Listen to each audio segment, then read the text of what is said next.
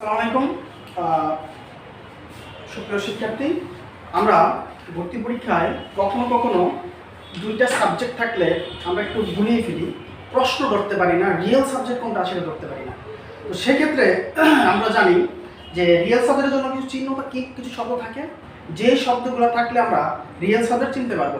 অর্থাৎ সেন্টেন্সে দুইটা সাবজেক্ট থাকবে। যেমন আমরা এই কোশ্চেনটা যদি দেখি, my parents as well as I, my parents as well as I, এখানে একটা সাবজেক্ট, এখানে একটা সাবজেক্ট, দুইটা সাবজেক্ট। আমার কয়টা সাবজেক্ট আছে? দুইটা সাবজেক্ট আছে। কখনো কোনো প্রশ্নে দুইটা সাবজেক্ট থাকে, তখন আমরা নর্মালি থিঙ্ক করি যে ড্যাশের আগেটা সাবজেক্ট হবে নাকি প্রথমটা সাবজেক্ট হবে, কোনটা সাবজেক্ট হবে, এটা থিঙ্ক করতে করতে আমাদের সময় চলে যায়। এক্ষেত্রে আমরা যে কাজটা করতে পারি, কিছু ইন্ডিকেটর আছে, সেই ইন্ডিকেটরগুলো আমরা মনে রাখতে হবে। কি বললাম? কিছু ইন্ডিকেটর আছে, যেই ইন্ডিকেটর দ্বারা আমরা মনে রাখবো যে সাবজেক্ট কোনটা হবে, প্রথমটা হবে নাকি পরেরটা হবে, রিয়েল সাবজেক্ট কোনটা আমাকে সেটা আইডেন্টিফাই করতে হবে, তারপরে অ্যান্সারে যেতে হবে। তাহলে আমরা একটা সূত্র করি, রিয়েল সাবজেক্ট আইডেন্টিফাই একটা সূত্র করি। কিছু শব্দ আছে, যেই শব্দগুলো থাকলে, প্রথমটা হবে রিয়েল সাবজেক্ট। কোনটা হবে?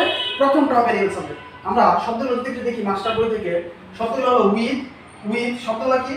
শব্দগুলো হলো with, along with, together with, along with, together with, as well as accompanied with or by, in addition to, and not, including, excluding, but except। আমরা আবার যদি একটু বলি, কিছু শব্দ আছে যেইগুলো থাকলে দুইটা সাবজেক্ট থাকবে কিন্তু প্রথমটা হবে রিয়েল সাবজেক্ট। শব্দগুলো কি? মনে রাখতে হবে।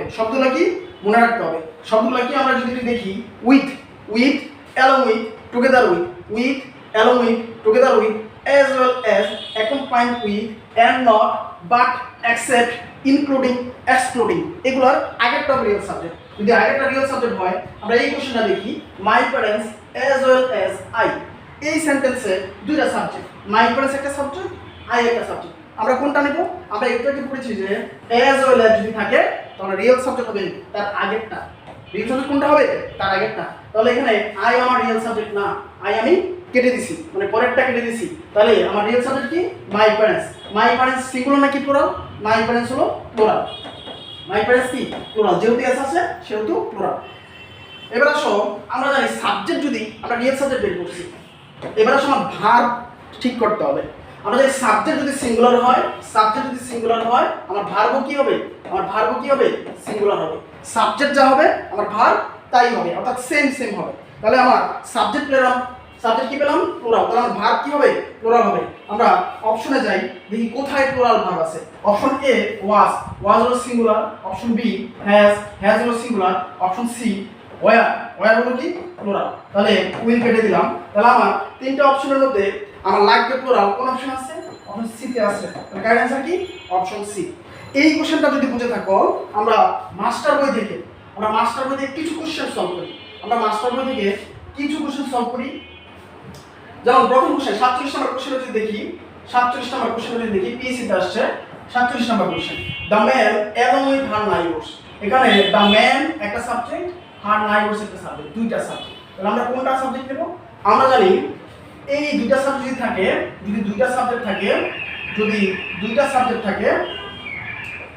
থাকলে এই অ্যালং উইথ যে ইন্ডিকেটরটা আছে, অ্যালং উইথ এর আগেরটা হচ্ছে রিয়েল সাবজেক্ট হবে, তাহলে আমার রিয়েল সাবজেক্ট কোনটা? দ্য ম্যান হলো রিয়েল সাবজেক্ট। তাহলে আমরা হার নাইবারস কেটে দিলাম, তাহলে দ্য ম্যান হলো আমার রিয়েল সাবজেক্ট।